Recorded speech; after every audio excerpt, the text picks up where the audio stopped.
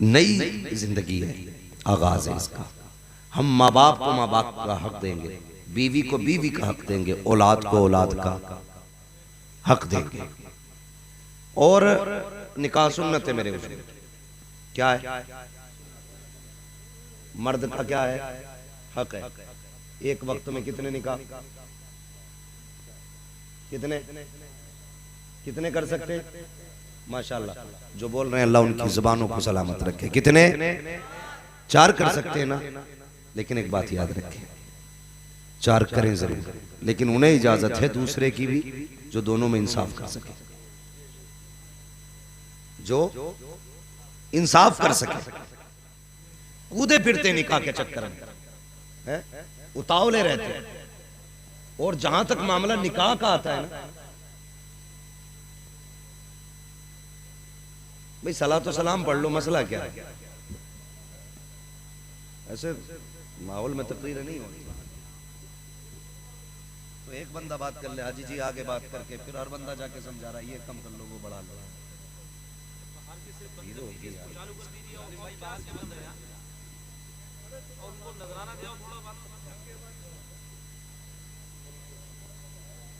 बोलेंगे मूड खराब, दिल ही नहीं, बस छोड़ो। कितना टाइम हो गया? टाइम भी काफी हो गया।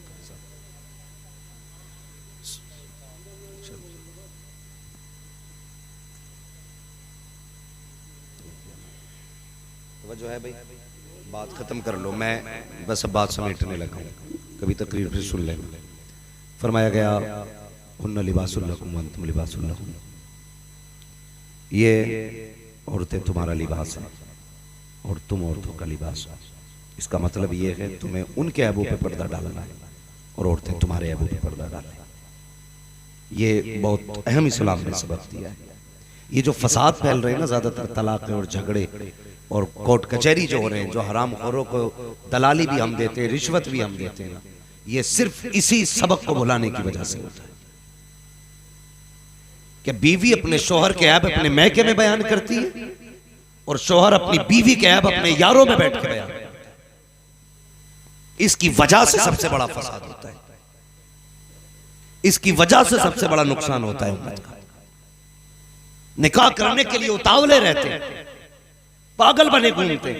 बीवी मरे 6 महीने नहीं हुए, घूमता फिर रहा, कहीं मिलेगी करा दो, और जब लेके आया दूसरा तो बच्चे फेंक दिए कोने में और अपने शौक में डूब गया। सिर्फ हिसाब औलाद से नहीं होगा कि बाप के साथ क्या किया, बाप से भी हिसाब होगा कि औलाद के साथ क्या किया। यह भी एक अहम मसला है, ये भी कान खोल के सारे लोग सुने। निकाह करो तुम्हारी मर्जी है, लेकिन इंसाफ करो, बीवी के साथ भी बच्चों के साथ भी।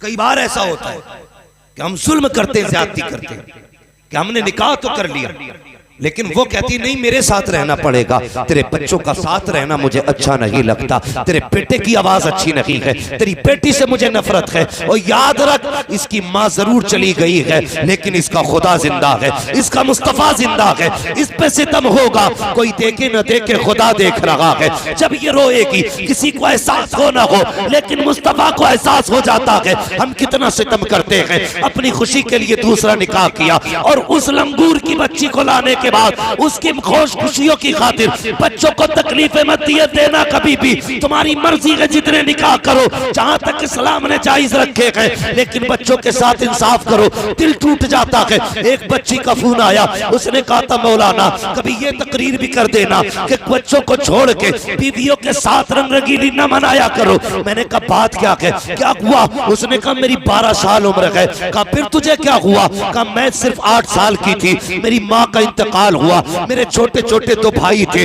बाप ने दूसरा निकाह किया। जिस दिन से दूसरी माँ आई है उस दिन से मैं इतनी परेशान हूँ कि कई दिन तक मेरे छोटे भाइयों ने फाके किए। जब उस माँ ने घर से निकाला, मैंने लोगों के घर पे बर्तन धोए, तब जाके मेरे भाइयों का पेट पाला है।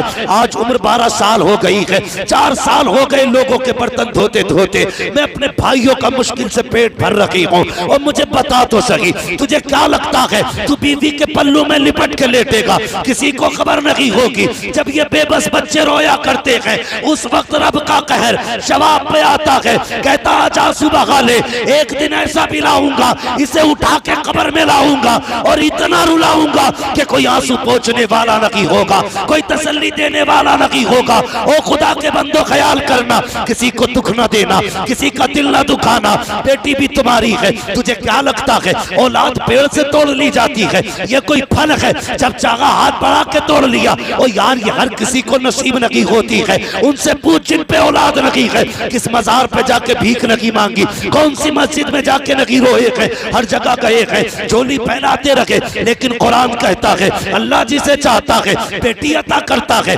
जिसे चाहता है बेटे अता करता है, और जिसे नहीं चाहता उसे कुछ नहीं देता है। तुझे औलाद मिल गई, तूने नाशुक्री की है, मर के देख वो सजा मिलेगी, कोई संभालने वाला ना होगा। इसलिए मेरे भाई निकाह करो तुम्हारी मर्जी है, लेकिन बच्चों के हक अदा करना, उनके साथ ना इंसाफी ना करना।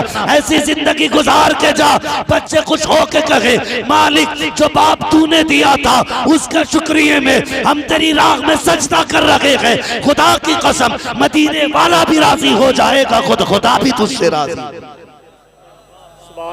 अपने अपने हक, सितम न कर वरना वो दिन भी आएगा अल्लाह कब्र में जब गिराएगा। आज रो ना, कभी भाई आंसू पोंछ देता है, कभी माँ आंसू पोंछ देती है, लेकिन जब कब्र में रोएगा ना कोई आंसू पोंछने वाला नसीब नहीं, कोई तसल्ली देने वाला नहीं होगा, कोई संभालने वाला नहीं होगा। उसकी फिक्र कर, निकाह कर, तेरी मर्जी है, किसी पे सितम न करना, किसी पे जुल्म न करना। और जाओ इस महफिल में ये सोच के मत जाना कि हम अपनी बेटियों को जाकर के नसीहत करेंगे। भाई साउंड की थोड़ी आवाज खोल दें, इसकी आवाज बिल्कुल बंद हो गई है, ये मेरी आवाज बंद करने वाला है।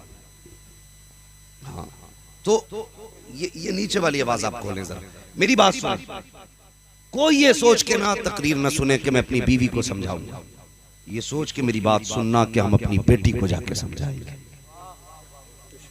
अगर सबकी बेटियां अच्छी हो जाएं तो किसी के घर की बहू खराब नहीं होगी, लेकिन हम सिर्फ बीवियों को समझाते हैं, बेटियों को नहीं समझाते, नहीं समझाते।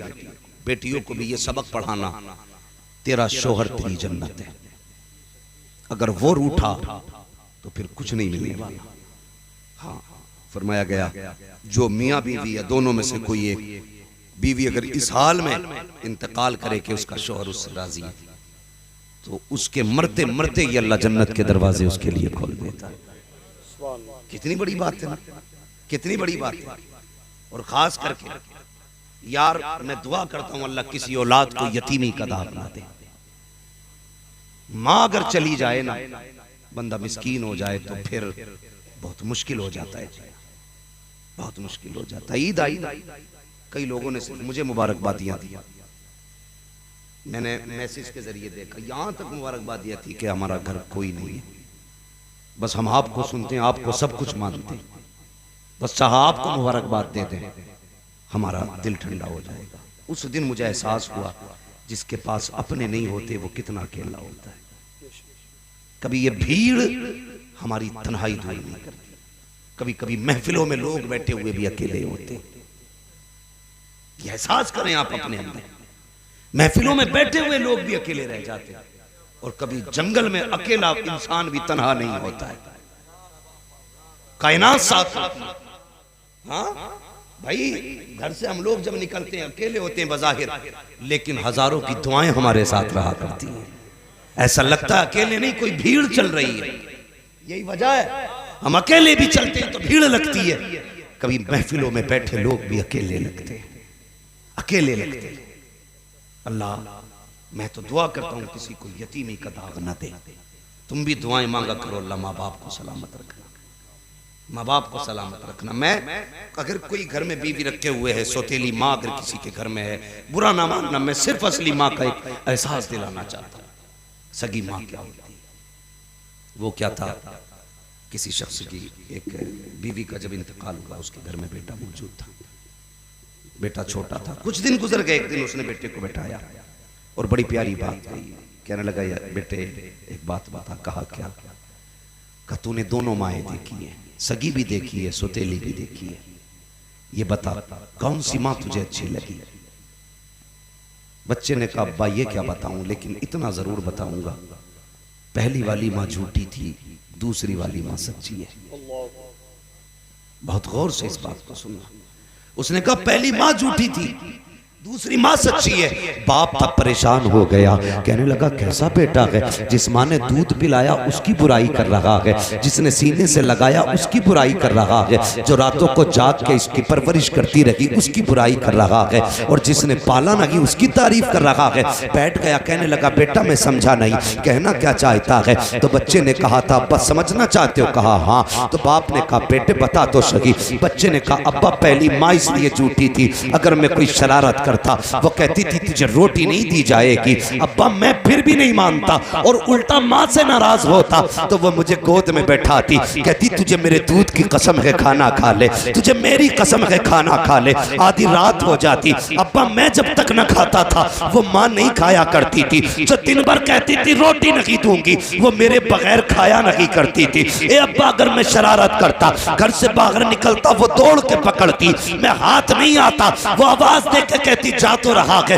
दरवाजा नहीं खोला जाएगा। कहा अब्बा अगर मैं डर की वजह से देर कर देता आने में, तो वो घर से दुपट्टा सर पे डालती और लोगों से पूछा करती थी मेरा चांद देखा हो तो बताओ, मेरा लाल देखा हो तो बताओ। कहा अब्बा जी वो इनकार करने के बावजूद भी मुझे तलाश करती थी, लेकिन ये जो माँ आई है ये इतनी सच्ची है, अगर ये कह देती है कि तुझे खाना नहीं दूंगी, अगर कम शरारत भी करूं अब्बा मुझे रोटी नहीं दी जाती है, मैं इसके पैरों में बैठ के रोटी मांगता रहता हूँ। अब्बा मैंने कितनी रातें फाके से गुजारी है, तुझे क्या मालूम है कितने दिन मैंने बिना रोटी के रोजा रखा है। ए मेरे बाप तुझे क्या पता है, हल्की सी खता हो जाए दिन भर फाके से रहा करता हूँ, अगर मैं घर से निकलने लगूं कहती है दरवाजा नहीं खोला जाएगा, अगर देर हो जाती है दरवाजा बंद कर देती है। ए मेरे बाप तुझे क्या पता है कितनी रातें मैंने सर्दी की दरवाजे पे काटी है, जो कहती है करके दिखाया करती है, और वो जो कहती थी कभी किया नहीं करती थी, इसलिए मैंने कहा है वो झूठी थी ये सच्ची है। कहा बेटे मामला क्या है? बाप की चीख निकली, उसने कहा बेटे बाप झूठ और सच की नहीं है, बात ये है कि जिस माँ का लाल होता है उसी माँ को दर्द होता है, जिसका लाल नहीं होता उसे दर्द नहीं होता। नारे तकबीर, नारे रिसालत, उलमाए अहले सुन्नत मसलके आला हजरत, नारे तकबीर, नारे रिसालत। दुआ करना अल्लाह कभी माँ के बगैर जिंदगी ना दे। उनसे पूछो जिनके घर में माँ नहीं है। मैं जानता हूं हम ईद किसे कहते हैं? नुमाइश को, तमाशे को, मेले बाजारों को, नए कपड़ों को, नए जूतों को? नहीं, ये कोई ईद नहीं है। कसम खुदा की, जाओ देख लो जिनके घर में माँ नहीं है। अगर वो 10 लाख का सूट पहन के भी घर में कदम रखे और दुआएं देने वाली, झुर्रियों वाले, पेशानी वाली माँ नहीं होती ना, तो लाखों के जोड़े भी फीके लगते हैं। और घर में माँ बाप अगर मौजूद हों तो पैबंद लगे कपड़ों में भी ऐसा लगता है आज हजारों ईदें आ गई है। ये माँ बाप होते हैं, ये माँ बाप होते हैं। यार मैं जानता हूं, मैंने ईद के दिन लोगों को रोते देखा है, ईद के दिन लोगों को रोते देखा है। मैं मिला, मैंने पूछा रोने की वजह, उसने कहा सब कुछ है, सिवैये भी है, मीठा भी है, कपड़े भी है। मैंने कहा फिर किसी ने कुछ कहा नहीं? कहा नहीं इसलिए तो रो रहा हूं। मैंने कहा क्यों? कहने लगा काश आज माँ होती जो माथा चूम के कहती मेरे लाल किसी की नजर न लगे, तो फिर ईद हो जाती, फिर ईद होती है। यकीन करें माँ नहीं होती तो ईदें भी फीकी रहती हैं, और माँ घर में हो तो हर दिन ईद होती है, बाप मौजूद हो तो हर दिन ईद होती है। हम कहते हैं ना माँ बाप मेरा सख्त है, बाप सूरज होता है और सूरज की फितरत गर्म होना है, लेकिन जिस दिन छुप जाए उस दिन अंधेरा हो जाता है, उस दिन अंधेरा हो जाता है। कभी बाप से नाराज मत होना, खुदा की कसम सबसे पहले बाप टूटता है। तेरे सख्त लहजे से बाप टूटता है, तेरी बेरुखी से बाप टूट जाता है। तूने चेहरा फेर लिया ना, उसे 28 साल की मेहनतें रुलाती हैं, उसे वो मजदूरी करके मंडी में खड़ा होना याद आता है, वो रोता ये सोच करके, यार पड़ोसी ने पेड़ भी इसलिए लगाया था, गर्मी होगी तो इसके नीचे बैठूंगा। मैंने तो 28 साल अपना लाल पाला था, ये सोच के पाला था जब बुढ़ापे की लाठी सारी टूट जाएगी तब मेरा बेटा मेरा लाठी बनेगा। जब मेरी कमर दर्द करेगी मेरा बेटा मेरी कमर की ताकत बनेगा। आज इसने ही अकेला छोड़ दिया यार। फिर वो लाठी देख के रोता है कि इस बेटे से तो मेरी लाठी बेहतर थी, जो अपनी मर्जी से नहीं मेरी मर्जी से चला करती थी, जो कभी छोड़ के नहीं गई है। यार वो कहा था किसी ने, पेड़ उम्मीदों का ये सोच के काटा ना गया, फल ना आ पाएंगे इस पे तो हवा ही देगा। लोग फल ना पेड़ लगाते हैं साये की नीयत से, बाप औलाद पालता है मदद की नीयत से। कभी आपको अकेला ना छोड़ना, अगर कमर झुकती दिखाई दे बगल में हाथ डालना, कहना झुकना नहीं, संभालने के लिए तेरा 28 साल का बेटा मौजूद। जिंदाबाद जिंदाबाद। जिंदगी गुजार के जाओ, इनकी एहसान और इनकी कुर्बानियां याद रखना। जब औलाद में मोड़ती है ना, फिर बाप के लिए ऐसा लगता है जैसे जमीन तंग हो गई। इसलिए उस दर्द को भी तुम महसूस नहीं कर सकते जो तुम्हारे तानों पे बाप को होता है, और उस खुशी को भी तुम सोच नहीं सकते जो तुम्हारी तरक्की पे बाप को होती है। सोच नहीं सकते। कभी ये मत कहना मेरा बाप मेरे लिए कभी नहीं रोया। बाप चूंकि घर का मजबूत एक पिलर होता है, यूं के बुनियाद बाप है, अगर वो रो दिया सबके सामने तो घर टूट जाएगा। रोता बाप भी है, लेकिन कभी खुल के नहीं रोता, छुप के रोता है। कभी ये मत समझना मेरे लिए नहीं रोया, मेरा बाप जो है कभी रोया नहीं। मैं उस दिन लेट हो गया था, लोग कहते मैं लेट हो गया था ना, मेरी माँ कभी दरवाजे पे कभी बिस्तर पे और अब्बा बिस्तर पे लेटे हुए थे। मैंने कहा कसम खा के बता, अगर माँ बेकरार थी तो नींद तेरे बाप को भी नहीं आई होगी, नींद बाप को भी नहीं आई होगी। इसलिए घर में बीवियां आए उसको पहला सबक पढ़ा दो, याद रख मेरे माँ बाप मेरी जन्नत है और मैं तेरी जन्नत हूं। अगर तू अपनी जन्नत बचाना चाहती है तो मेरी जन्नत की हिफाजत करना। ये कहो अपनी बीवी से, अगर तू अपनी जन्नत बचाना चाहती है तो मेरी जन्नत की हिफाजत कर।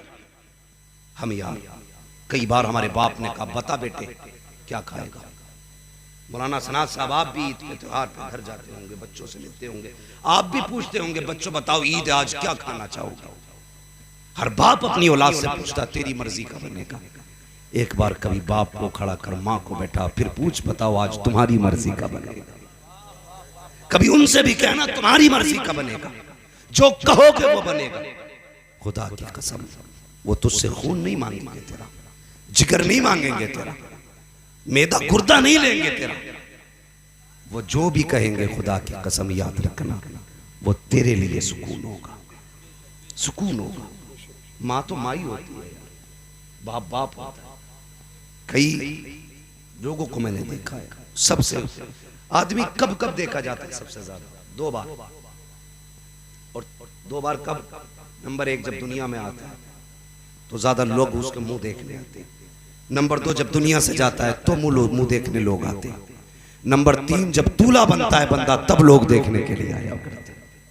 ये खुशी के मौके होते हैं जब सबकी नजर तुझ पे होगी। ये 3 मौके आएंगे, एक गुजर गया, या दूसरा आने वाला है, या दूसरा भी गुजर गया, फिर तीसरा आएगा, फिर तीसरा आएगा। मेरे भाई बस इतना ख्याल कर जो मैं कहने लगा हूं, बहुत गौर से मेरी बात सुन।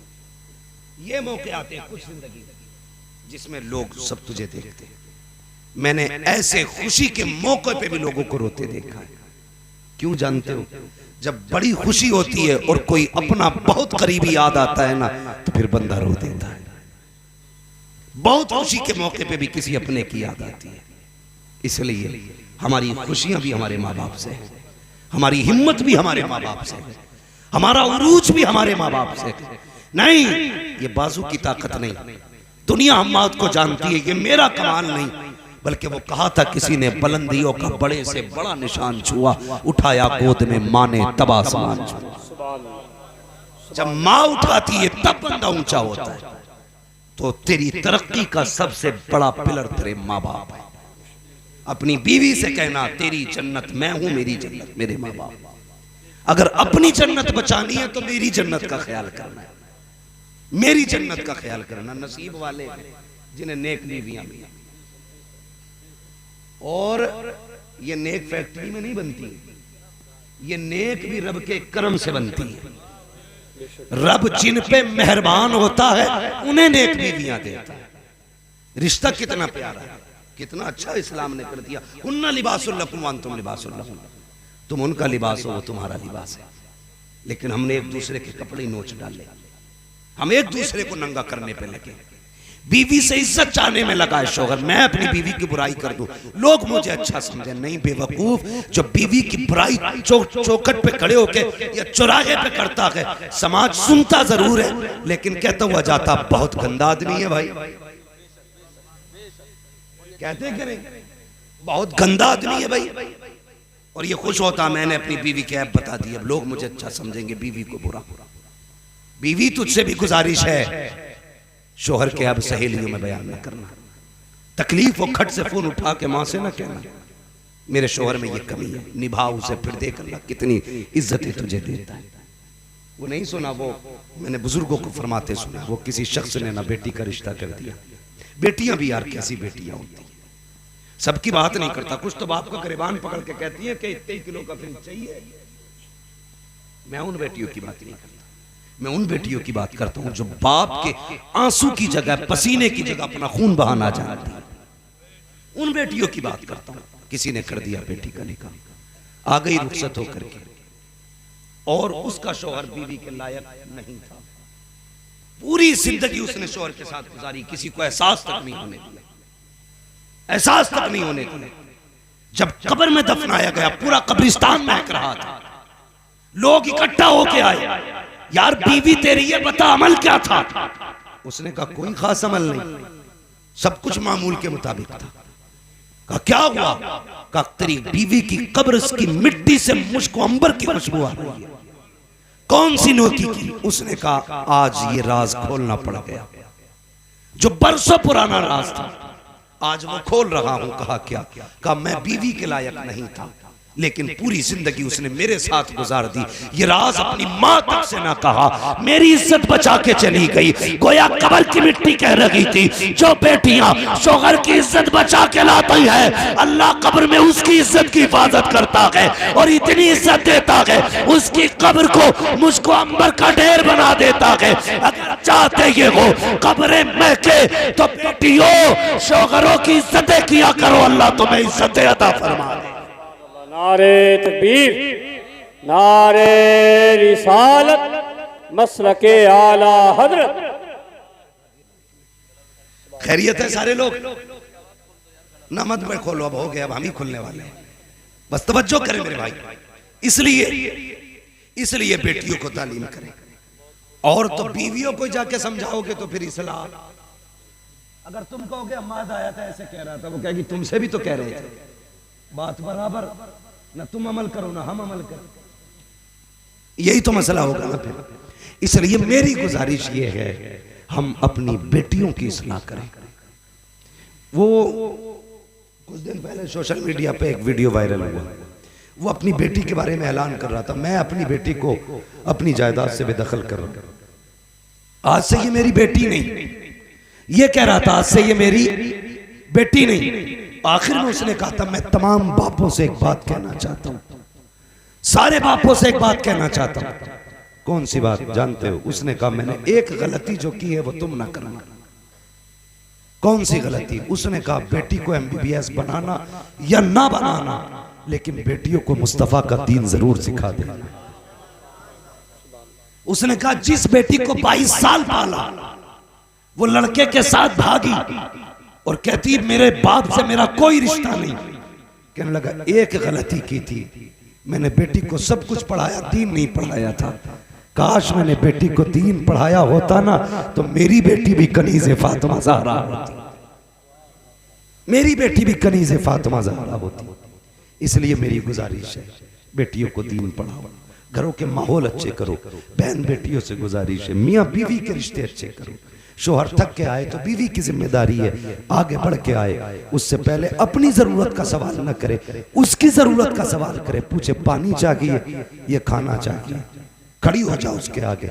बस अगर वो मुस्कुरा के तुझे देख लेगा अल्लाह तेरे सारे गुनाह बख्श डालेगा। लेकिन पहले ही प्लान करे बैठी रहती है। मैं बात करता अगर इसने आवाज ना पकड़ी होती।